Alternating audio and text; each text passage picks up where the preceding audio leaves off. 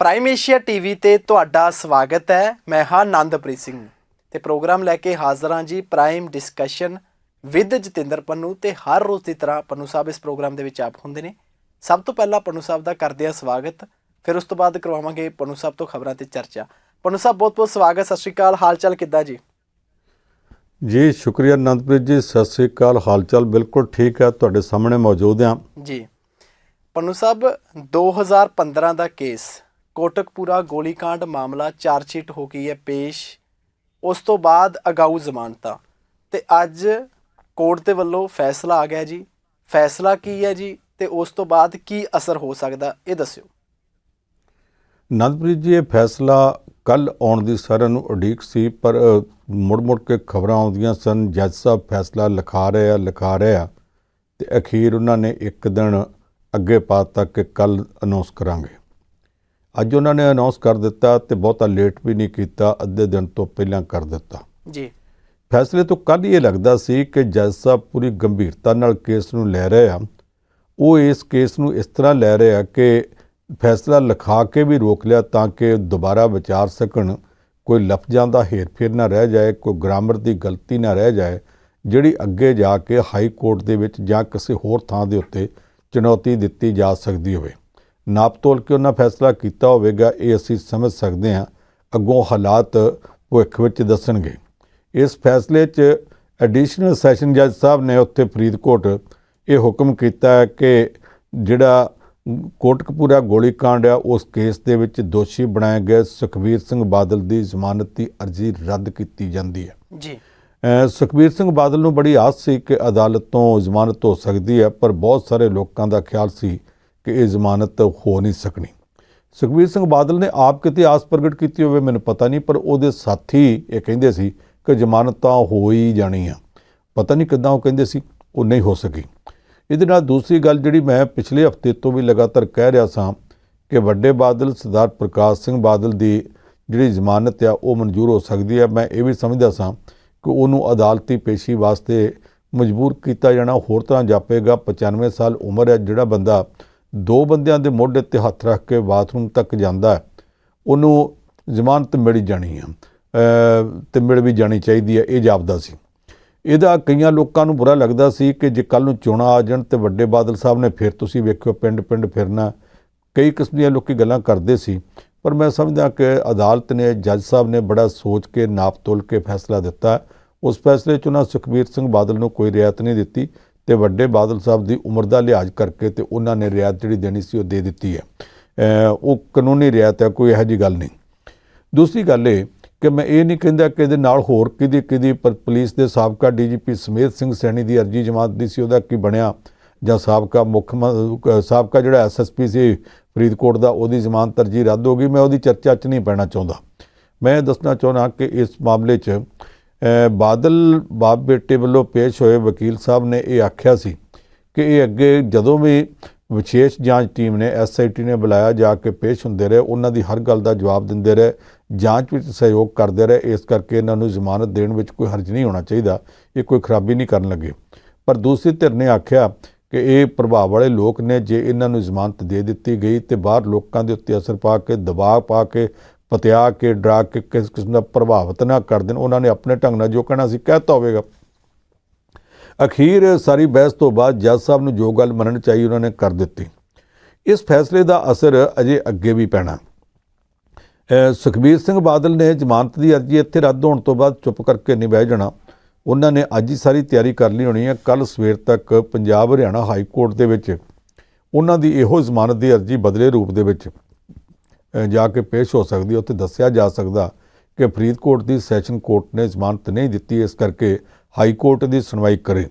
High court 'ਚ ਇਹ ਹੋ ਸਕਦਾ ਕਿ ਉਹਨੂੰ ਜ਼ਮਾਨਤ ਮਿਲ ਜਾਵੇ ਤੇ ਇਹ ਵੀ ਹੋ ਸਕਦਾ ਕਿ ਜ਼ਮਾਨਤ ਤੋਂ ਇਨਕਾਰ ਹੋ ਜਾਵੇ ਜੀ। ਦੋਵੇਂ ਹਾਲਤਾਂ 'ਚ ਕੇਸ ਸੁਪਰੀਮ ਕੋਰਟ ਤੱਕ ਜਾ ਸਕਦਾ। ਜੇ ਉਹਨੂੰ ਜ਼ਮਾਨਤ ਮਿਲ ਗਈ ਤੇ ਸਰਕਾਰ ਵੱਲੋਂ ਵਿਸ਼ੇਸ਼ ਜਾਂਚ ਟੀਮ SIT ਸੁਪਰੀਮ ਕੋਰਟ ਵਿੱਚ ਜਾ ਕੇ ਚੈਲੰਜ ਕਰ ਸਕਦੀ ਹੈ ਕਿ ਇਹਨੂੰ ਜ਼ਮਾਨਤ ਕਿੱਦਾਂ ਮਿਲੀ। ਤੇ ਜੇ ਜ਼ਮਾਨਤ ਨਾ ਮਿਲੀ ਤੇ ਫਿਰ ਬੜੀ ਸਿੱਧੀ ਜੀ ਗੱਲ ਹੈ ਕਿ ਸੁਖਬੀਰ ਸਿੰਘ ਬਾਦਲ ਨੇ ਆਪ ਉਸੇ ਵੇਲੇ ਸੁਪਰੀਮ ਕੋਰਟ ਵੱਲ ਤੁਰ ਪੈਣਾ। ਉਹਦੇ ਵਕੀਲ ਉੱਥੇ ਵੀ ਤਿਆਰੀ ਕਰਕੇ ਬੈਠੇ ਹੋਣਗੇ ਕਿ ਜੇ ਚੰਡੀਗੜ੍ਹ ਦੇ ਵਿੱਚ ਇਹ ਗੱਲ ਨਾ ਬਣੀ ਤੇ ਆਪਾਂ ਨੂੰ ਸੁਪਰੀਮ ਕੋਰਟ 'ਚ ਜਾਣਾ ਪੈ ਸਕਦਾ। ਇਹਦੀ ਤਿਆਰੀ ਉਹਨਾਂ ਪਹਿਲਾਂ ਰੱਖੀ ਹੋਵੇਗੀ। ਉੱਥੇ ਵੱਡੀ ਗੱਲ ਤੇ ਵਕੀਲਾਂ ਦੇ ਖਰਚੇ ਦੀ ਹੁੰਦੀ ਹੈ ਤੇ ਖਰਚੇ ਪੱਠੇ ਵੱਲੋਂ ਬਾਦਲ ਪਰਿਵਾਰ ਨੂੰ ਕਿਸੇ ਕਿਸਮ ਦੀ ਕੋਈ ਕਸਰ ਨਹੀਂ, ਬਥੇਰਾ ਕੁਝ ਆ ਉਸੇ ਵੇਲੇ ਤਿਆਰੀ ਕਰਕੇ ਪਹੁੰਚ ਜਾਣਗੇ। ਉਂਝ ਮੈਂ ਸਮਝਦਾ ਕਿ ਜਿਸ ਤਰ੍ਹਾਂ ਦਾ ਕੇਸ ਹੈ ਇਹਦੇ ਵਿੱਚ ਕੱਲ੍ਹ ਨੂੰ ਕਾਨੂੰਨ ਦੀ ਅਦਾਲਤ ਉਹਨਾਂ ਨੂੰ ਕੋਈ ਸਜ਼ਾ ਦੇਵੇ ਨਾ ਦੇਵੇ ਇਹ ਇੱਕ ਵੱਖਰਾ ਮਸਲਾ, ਪਰ ਕਈ ਹੋਰ ਮਸਲੇ ਆ ਜਿਹੜੇ ਲੋਕਾਂ ਵਿੱਚ ਚਰਚਾ ਦਾ ਵਿਸ਼ਾ। ਇੱਕ ਤਾਂ ਇਹ ਕਿ ਇਸ ਕੇਸ ਦੇ ਬਹਾਨੇ ਇਹ ਬਾਦਲ ਬਾਪ ਬੇਟਾ ਤੇ ਇਹਨਾਂ ਦੀ ਸਾਰੀ ਟੀਮ, ਖਾਸ ਕਰਕੇ ਬਾਦਲ ਪਰਿਵਾਰ, ਇਹਨਾਂ ਦੀ ਜਿੰਨਾ ਕੁ ਅਕਸ ਲੋਕਾਂ ਵਿੱਚ ਖਰਾਬ ਹੋ ਚੁੱਕਾ, ਉਹਦੀ ਆਸ ਕਦੇ ਵੀ, ਉਹਦਾ ਸੁਪਨਾ ਵੀ ਵੱਡੇ ਬਾਦਲ ਸਾਹਿਬ ਨੇ ਨਹੀਂ ਲਿਆ ਹੋਣਾ ਜੀ। ਉਹਨਾਂ ਕਦੇ ਇਹ ਨਹੀਂ ਸੋਚਿਆ ਹੋਣਾ ਕਿ 95 ਸਾਲ ਦੀ ਉਮਰ 'ਚ ਜਾ ਕੇ ਜਦੋਂ ਮਾੜਾ ਫੇਰਨ ਦੇ ਦਿਨ ਹੈ ਉਦੋਂ ਮੈਨੂੰ ਇਹੋ ਜਿਹੀਆਂ ਗੱਲਾਂ ਸੁਣਨੀਆਂ ਪੈਣਗੀਆਂ ਤੇ ਇਹੋ ਜਿਹੇ ਹਾਲਾਤ ਵੇਖਣੇ ਪੈਣਗੇ। ਇੱਕ ਤਾਂ ਇਹ ਪੱਖ ਹੈ। ਦੂਸਰਾ ਇਹ ਹੈ ਕਿ ਕਿਉਂਕਿ ਹੁਣ ਜ਼ਮਾਨਤ ਦੀ ਅਰਜ਼ੀ ਜਿਹੜੀ ਇੱਕ ਵਾਰ ਰੱਦ ਹੋ ਗਈ ਹੈ, ਅਗਲਿਆਂ ਦਿਨਾਂ ਦੇ ਵਿੱਚ ਇਸ ਗੱਲ ਦਾ ਡਰ ਰਹੇਗਾ ਕਿ ਵਿਸ਼ੇਸ਼ ਜਾਂਚ ਟੀਮ ਕੋਟਕਪੂਰਾ ਗੋਲੀकांड ਵਾਲਾ ਚਲਾਣ ਜਾਂ ਬਹਿਬਲ ਕਲਾਂ ਗੋਲੀकांड ਵਾਲਾ ਚਲਾਣ, ਇਹਨਾਂ 'ਚੋਂ ਕਿਸੇ ਦੇ ਵਿੱਚ ਵੀ ਲੋੜ ਪੈਣ ਦੇ ਉੱਤੇ ਜਾਂ ਜਿੱਥੇ ਵੀ ਉਹਨਾਂ ਨੂੰ ਜਾਪੇ ਕੋਲ ਫੜ ਲੈਣਾ ਚਾਹੀਦਾ, ਸੁਖਬੀਰ ਸਿੰਘ ਬਾਦਲ ਨੂੰ ਗ੍ਰਿਫਤਾਰ ਕਰਨ ਦਾ ਯਤਨ ਵੀ ਕਰ ਸਕਦੀ ਹੈ। ਜੇ ਇਹੋ ਜਿਹੀ ਗੱਲ ਕੀਤੀ ਜਾਵੇ ਤੇ ਕਾਨੂੰਨੀ ਤੌਰ ਤੇ ਹੁਣ ਕੋਈ ਡਿੱਕਾ ਨਹੀਂ, ਕਿਉਂਕਿ ਜ਼ਮਾਨਤ ਦੀ ਅਰਜ਼ੀ ਇੱਕ ਵਾਰ ਰੱਦ ਹੋ ਗਈ ਹੈ। ਜਦ ਤੱਕ ਹਾਈ ਕੋਰਟ 'ਚੋਂ ਜਾਂ ਸੁਪਰੀਮ ਕੋਰਟ 'ਚੋਂ ਜ਼ਮਾਨਤ ਮਿਲ ਨਹੀਂ ਜਾਂਦੀ ਉਹਨਾਂ ਚਿਰ ਤੱਕ SIT ਵਾਸਤੇ ਰਾਹ ਖੁੱਲ੍ਹਾ। ਇਹ ਗੱਲ ਇਹਨਾਂ ਨੇ ਵੀ ਜਦੋਂ ਉੱਥੇ ਜ਼ਮਾਨਤ ਅਰਜ਼ੀ ਦਿੱਤੀ ਆ ਤੇ ਉੱਥੇ ਇਹ ਆਖੀ ਹੋਈ ਆ ਕਿ ਜੇ ਜ਼ਮਾਨਤ ਨਾ ਮਿਲੀ ਤੇ ਅਗਲੇ ਹਫ਼ਤੇ ਪੇਸ਼ੀ ਵਾਸਤੇ ਅਦਾਲਤ ਦਾ ਹੁਕਮ ਹੋਇਆ। ਇਹ ਜਦੋਂ ਪੇਸ਼ੀ ਵਾਸਤੇ ਆਉਣਗੇ ਇਹਨਾਂ ਨੂੰ ਰਾਹ 'ਚ SIT ਜਾਂ ਪੁਲਿਸ ਦੀ ਕੋਈ ਵੀ ਟੁਕੜੀ ਫੜ ਸਕਦੀ ਹੈ। ਇਹ ਗੱਲ ਜੇ ਇਹ ਵੀ ਮੰਨਦੇ ਆ ਕਿ ਫੜ ਸਕਦੀ ਹੈ ਤੇ ਇਹੋ ਗੱਲ ਬਹੁਤ ਸਾਰੇ ਲੋਕਾਂ 'ਚ ਚਰਚਾ ਦਾ ਵਿਸ਼ਾ ਕਿ ਕਿਤੇ ਇਹ ਨਾ ਹੋਵੇ ਕਿ ਉਹ ਜਲੰਧਰ ਦੀਆਂ ਚੋਣਾਂ ਵਾਸਤੇ ਇੱਥੇ ਆਉਣ, ਜਾਂ ਜਿਸ ਤਰ੍ਹਾਂ ਲੁਧਿਆਣੇ 'ਚ ਜਾ ਕੇ 14 ਮਹੀਨੇ ਰਹਿੰਦਿਆਂ ਹੀ ਪਹਿਲਾਂ ਪਾਰਲੀਮੈਂਟ ਤੇ ਇੱਕ ਉਮੀਦਵਾਰ ਦਾ ਐਲਾਨ ਕਰ ਦਿੱਤਾ, ਇਹੋ ਜਿਹੇ 2-4 ਐਲਾਨ ਕਰਨ ਵਾਸਤੇ ਪੰਜਾਬ ਦੇ ਹੋਰ ਜ਼ਿਲ੍ਹਿਆਂ 'ਚ ਜਾਣਾ ਹੋਵੇ। ਕਿਸੇ ਵੀ ਥਾਂ ਦੇ ਉੱਤੇ, ਕਿਸੇ ਨਾਕੇ ਦੇ ਉੱਤੇ ਇਹਨਾਂ ਨੂੰ ਰੋਕਿਆ ਜਾ ਸਕਦਾ। ਇਸ ਤਰ੍ਹਾਂ ਦੀਆਂ ਰੋਕਣ ਦੀਆਂ ਕਾਰਵਾਈਆਂ ਤੋਂ ਬਚਣ ਵਾਸਤੇ ਉਹਨਾਂ ਲਈ ਜ਼ਰੂਰੀ ਹੈ ਕਿ ਅੱਗਾ ਪਿੱਛਾ ਵੀ ਵੇਖ ਕੇ ਚੱਲਣਾ ਪਵੇਗਾ ਤੇ ਵਕੀਲਾਂ ਦੀਆਂ ਟੀਮਾਂ ਨੂੰ ਵੀ ਥੋੜ੍ਹਾ ਜਿਹਾ ਤੇਜ਼ੀ ਕਰਨ ਵਾਸਤੇ ਕਹਿਣਾ ਪਵੇਗਾ ਤਾਂ ਕਿ ਹਾਈ ਕੋਰਟ ਤੇ ਸੁਪਰੀਮ ਕੋਰਟ ਵਿੱਚ ਕੇਸ ਦੀ ਪੈਰਵੀ ਜ਼ੋਰ ਨਾਲ ਕੀਤੀ ਜਾ ਸਕੇ ਤੇ ਜਿੱਦਾਂ ਵੀ ਹੋਵੇ, ਜੇ ਹੋ ਸਕੇ ਤੇ ਜ਼ਮਾਨਤ ਕਿਸੇ ਨਾ ਕਿਸੇ ਤਰੀਕੇ ਕਰਵਾਈ ਜਾ ਸਕੇ। ਇਹ ਉਹਨਾਂ ਦੀ ਹੁਣ ਸਭ ਦੀ 100 ਲੋੜਾਂ ਤੋਂ ਵੱਡੀ ਲੋੜ ਬਣ ਗਈ ਹੈ ਜੀ। ਖੈਰ ਪੰਨੂ ਸਾਹਿਬ, ਅਜੇ ਤਾਂ ਸ਼ੁਰੂਆਤ ਹੈ, ਦੇਖਣਾ ਹੋਏਗਾ ਇਹ ਖਲਾਰਾ ਕਿੰਨਾ ਕੁ ਅੱਗੇ ਤੱਕ ਜਾਂਦਾ ਤੇ ਕਿੰਨਾ ਕੁ ਵੱਧਦਾ ਹੈ ਤੇ ਇਹਦੇ ਉੱਤੇ ਜ਼ਰੂਰ ਜਿਹੜੀ ਉਹ ਨਜ਼ਰ ਬਣੀ ਰਹੇਗੀ। ਪਰ ਨਜ਼ਰਾਂ ਨਾਲ ਦੀ ਨਾਲ ਉਹ ਮੁੱਖ ਮੰਤਰੀ ਭਗਵੰਤ ਮਾਨ ਤੇ ਨਾਲ ਹੀ ਗਵਰਨਰ ਸਾਹਿਬ ਬਨਵਾਰੀ ਲਾਲ ਪੁਰੋਹਿਤ, ਉਹਨਾਂ ਦੇ ਉੱਤੇ ਵੀ ਬੜੀਆਂ ਹੋਈਆਂ ਨੇ। ਚੰਡੀਗੜ੍ਹ ਦੇ ਘਨੇਰਿਆਂ 'ਚ ਵਿਚਰਨ ਵਾਲੇ ਲੋਕ ਕਨਸੋਆਂ ਕੱਲ੍ਹ ਲੈਂਦੇ ਫਿਰਦੇ ਸੀ ਕਿ ਆਖਰ ਇਹ ਪਿਛਲੇ ਦਿਨਾਂ ਦੀ ਤਲਖੀ ਕੁਝ ਘਟੀ ਹੈ ਜਾਂ ਨਹੀਂ। ਪਰ ਗਵਰਨਰ ਸਾਹਿਬ ਨੇ ਫਿਰ ਇੱਕ ਚਿੱਠੀ ਜਿਹੀ ਲਿਖ ਕੇ ਯਾਦ ਕਰਾ ਦਿੱਤਾ, ਨਾਲ ਦੀ ਨਾਲ ਇੱਕ ਉਹਨਾਂ ਨੇ ਜਿਹੜਾ ਸੁਪਰੀਮ ਕੋਰਟ ਦੀ ਜੱਜਮੈਂਟ ਹੈ ਉਸ ਨੂੰ ਵੀ ਹਵਾਲਾ ਦੇ ਦਿੱਤਾ ਸਰਕਾਰ ਨੂੰ ਕਿ ਤੁਸੀਂ ਭਾਈ ਮੈਨੂੰ ਜਵਾਬ ਦੇਣਾ ਸੀ, ਦਿਓ ਫਿਰ ਜਵਾਬ ਕਦੋਂ ਹੋਊਗਾ। ਕੀ ਪੰਨੂ ਸਾਹਿਬ ਲੱਗਦਾ ਇਹ ਜਵਾਬ ਆਊਗਾ ਸਰਕਾਰ ਵੱਲੋਂ, ਇਹ ਰੇੜਕਾ ਮੁੱਕੂ ਜਾਂ ਰੇੜਕਾ ਫਿਰ ਇਹ ਚੱਲਦਾ ਰਹੂ 5 ਸਾਲ ਆਈ? ਨਹੀਂ, ਚਿੱਠੀਆਂ ਦਾ ਜਵਾਬ ਦੇਣਾ ਹੋਰ ਗੱਲ ਹੈ ਜੀ। ਸਰਕਾਰ ਨੂੰ ਜਵਾਬ ਦੇਣਾ ਚਾਹੀਦਾ। ਸੁਪਰੀਮ ਕੋਰਟ ਨੇ ਵੀ ਕਿਹਾ ਕਿ ਜੇ ਗਵਰਨਰ ਕਿਸੇ ਗੱਲ ਬਾਰੇ ਜਾਣਕਾਰੀ ਮੰਗੇ ਤੇ ਰਾਜ ਸਰਕਾਰ ਦੇਵੇ, ਤੇ ਮੈਂ ਵੀ ਸਮਝਦਾ ਪੰਜਾਬ ਸਰਕਾਰ ਨੂੰ ਉਹਨਾਂ ਸਵਾਲਾਂ ਦਾ ਜਵਾਬ ਦੇ ਦੇਣਾ ਚਾਹੀਦਾ ਜਿਹੜੇ ਉਹਨਾਂ ਪੁੱਛੇ। ਐਡਾ ਕੀ ਆ, ਬਿਨਾਂ ਸ਼ੱਕ ਉਹ ਇਹੋ ਹੀ ਕਹਿ ਦੇਣ ਲਿਖ ਕੇ ਕਿ ਇਹ ਕਾਨੂੰਨੀ ਤੌਰ ਦੇ ਉੱਤੇ, ਸੰਵਿਧਾਨਕ ਤੌਰ ਤੇ ਤੁਹਾਨੂੰ ਇਹਨਾਂ ਗੱਲਾਂ ਦਾ ਜਵਾਬ ਦੇਣਾ ਜ਼ਰੂਰੀ ਨਹੀਂ, ਪਰ ਕੋਈ ਨਾ ਕੋਈ ਜਵਾਬ ਤਾਂ ਲਿਖਤੀ ਤੌਰ ਤੇ ਦੇਣਾ ਚਾਹੀਦਾ। ਸੁਪਰੀਮ ਕੋਰਟ ਵੀ ਕਹਿੰਦੀ ਹੈ ਕਿ ਗਵਰਨਰ ਪੁੱਛੇ ਤੇ ਤੁਹਾਨੂੰ ਦੱਸਣਾ ਚਾਹੀਦਾ। ਇੱਕ ਪੱਖ ਤਾਂ ਇਹ ਆ।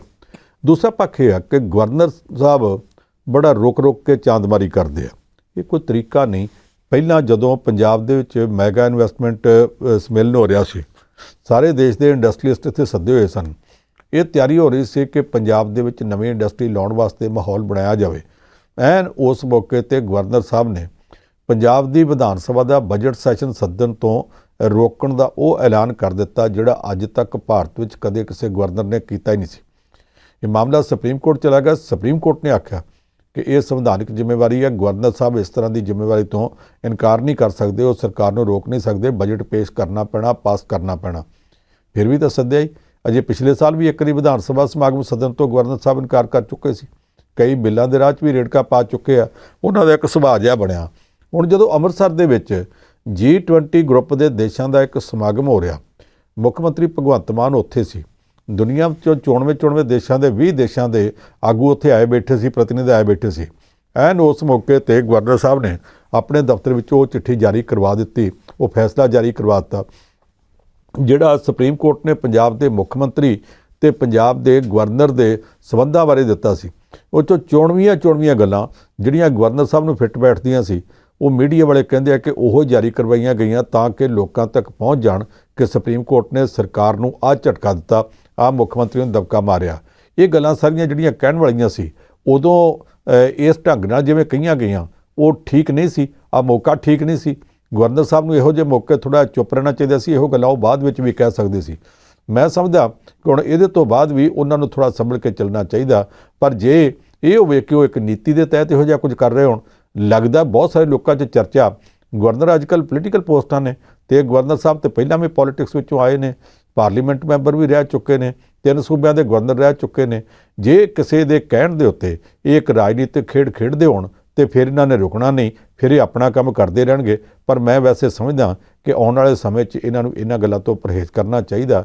ਸਰਕਾਰ ਨੂੰ ਸਰਕਾਰ ਦੇ ਤੌਰ 'ਤੇ ਚੱਲਣ ਦੇਣਾ ਚਾਹੀਦਾ ਅਤੇ ਇਹਨਾਂ ਨੂੰ ਆਪਣੇ ਗਵਰਨਰ ਦੇ ਕੰਮ ਰਾਜਪਾਲ ਨੂੰ ਰਾਜ ਦੀ ਪਾਲਣਾ ਵਾਲੇ ਢੰਗ ਨਾਲ ਸੋਚ ਕੇ, ਰਾਜ ਦੇ ਹਿੱਤਾਂ ਬਾਰੇ ਸੋਚ ਕੇ ਤੇ ਚੱਲਣਾ ਚਾਹੀਦਾ। ਅੱਗੋਂ ਹੋਰ ਕੋਈ ਚਿੱਠੀ ਇਹੋ ਜਿਹੀ ਖੜੀ ਕਰਕੇ ਤੇ ਨਵਾਂ ਬਖੇੜਾ ਖੜਾ ਨਹੀਂ ਕਰਨਾ ਚਾਹੀਦਾ। ਜੀ ਪੰਨੂ ਸਾਹਿਬ, ਗਵਰਨਰ ਸਾਹਿਬ ਦੀ ਗੱਲ ਤੁਰੀ ਹੈ ਤੇ ਇੱਥੇ ਹੀ ਇੱਕ ਜਜਮੈਂਟ ਤਾਂ ਜਾਂ ਫੈਸਲਾ ਕਹਿ ਲਓ ਪੰਜਾਬ ਸਰਕਾਰ ਤੇ ਗਵਰਨਰ ਸਾਹਿਬ ਦੇ ਵਿਚਾਲੇ ਸੁਪਰੀਮ ਕੋਰਟ ਦਾ ਆਇਆ ਸੀ, ਤੇ ਦੂਸਰਾ ਫੈਸਲਾ ਮਹਾਰਾਸ਼ਟਰ ਦੀ ਸਰਕਾਰ ਦੇ ਨਾਲ ਜੁੜਿਆ ਵੀ ਆਇਆ ਹੋਏਗਾ। ਤੇ ਉਹਦੇ ਵਿੱਚ ਜਿਹੜਾ ਉਹ ਸੁਪਰੀਮ ਕੋਰਟ ਦੀ ਟਿੱਪਣੀ ਹੈਗੀ ਹੈ ਕਿ ਹਾਕਮ ਗੱਠਜੋੜ ਜੇ ਕਵੇ ਤਾਂ ਫਲੋਰ ਟੈਸਟ ਨਹੀਂ ਕੀਤਾ ਜਾ ਸਕਦਾ। ਗਵਰਨਰ ਸਾਹਿਬ ਨੂੰ ਕਿਤੇ ਨਾ ਕਿਤੇ ਉੱਥੇ ਵੀ ਇੱਕ ਫੈਸਲਾ ਆਇਆ, ਉਹ ਫੈਸਲੇ ਨੂੰ ਕਿਵੇਂ ਦੇਖਦੇ ਹੋ ਕਿ ਉਹਦਾ ਕੋਈ ਅਸਰ ਪਊਗਾ ਗਵਰਨਰ ਸਾਹਿਬ ਦੇ ਉੱਤੇ? ਦੇਖੋ, ਮਹਾਰਾਸ਼ਟਰ ਦੇ ਵਿੱਚ 3 ਪਾਰਟੀਆਂ ਦਾ ਗੱਠਜੋੜ ਰਾਜ ਕਰਦਾ ਸੀ। ਸ਼ਿਵ ਸੈਨਾ ਉਧਵ ਠਾਕਰੇ ਦੀ ਅਗਵਾਈ 'ਚ, ਕਾਂਗਰਸ ਪਾਰਟੀ ਜਿਹੜੀ ਸੋਨੀਆ ਗਾਂਧੀ ਤੇ ਰਾਹੁਲ ਗਾਂਧੀ ਦੀ ਅਗਵਾਈ 'ਚ ਹੈ, ਨੈਸ਼ਨਲਿਸਟ ਕਾਂਗਰਸ ਪਾਰਟੀ ਜਿਹੜੀ ਸ਼ਰਦ ਪਵਾਰ ਦੀ ਅਗਵਾਈ 'ਚ। ਇਹਨਾਂ ਤਿੰਨਾਂ ਦੀ ਸਾਰੀ ਸਰਕਾਰ 'ਚੋਂ ਸ਼ਿਵ ਸੈਨਾ ਵੱਡੀ ਪਾਰਟੀ ਸੀ, ਉਹਦੇ ਵਿੱਚ ਪਾਟਕ ਪੈ ਗਿਆ। ਕੁਝ ਬੰਦਿਆਂ ਨੇ ਆਖਿਆ ਕਿ ਅਸੀਂ ਕਾਂਗਰਸ ਤੇ NCP ਨਾਲ ਨਹੀਂ ਰਹਿਣਾ। ਗਵਰਨਰ ਸਾਹਿਬ ਕੋਲ ਸ਼ਿਕਾਇਤ ਚਲੀ ਗਈ। ਉਸ ਸ਼ਿਕਾਇਤ ਤੋਂ ਬਾਅਦ ਗਵਰਨਰ ਸਾਹਿਬ ਨੇ ਉਸ ਵੇਲੇ ਕਹਿ ਦਿੱਤਾ ਜੀ ਫਲੋਰ ਟੈਸਟ ਕਰਾਓ। ਕਿਹੜੀ ਗੱਲ ਤੋਂ? ਉਹਨਾਂ ਨੇ ਜਾ ਕੇ ਕਹਿ ਦਿੱਤਾ ਜੀ ਅਸੀਂ ਕਾਂਗਰਸ ਤੇ ਸ਼ਿਵ ਸੈਨਾ ਦੇ ਨਾਲ, ਉਹਦੇ ਨਾਲ NCP ਨਾਲ ਨਹੀਂ ਰਹਿਣਾ ਚਾਹੁੰਦੇ। ਹੁਣ ਇਹ ਮਾਮਲਾ ਚਲਾ ਗਿਆ ਸੀ ਸੁਪਰੀਮ ਕੋਰਟ 'ਚ।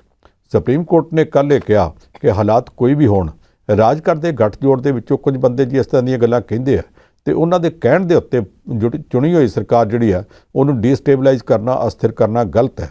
ਤੁਹਾਨੂੰ ਚਾਹੀਦਾ ਸੀ ਤੁਸੀਂ ਉਲਟਾ ਉਹਨਾਂ ਨੂੰ ਪੁੱਛਦੇ ਕਿ 3 ਸਾਲ ਚੱਲਦਿਆਂ ਹੋ ਗਏ ਨੇ, ਇੰਨੇ ਚਿਰ ਤੋਂ ਤੁਸੀਂ ਉਹਨਾਂ ਹੀ 2 ਪਾਰਟੀਆਂ ਨਾਲ ਚੱਲਦੇ ਸੀ, ਉਦੋਂ ਕੋਈ ਸਮੱਸਿਆ ਨਹੀਂ ਸੀ ਤੇ ਹੁਣ ਖੜੇ ਪੈਰ ਤਲਾਕ ਲੈਣ ਕਿਉਂ ਤੁਰ ਪਏ ਹੋ?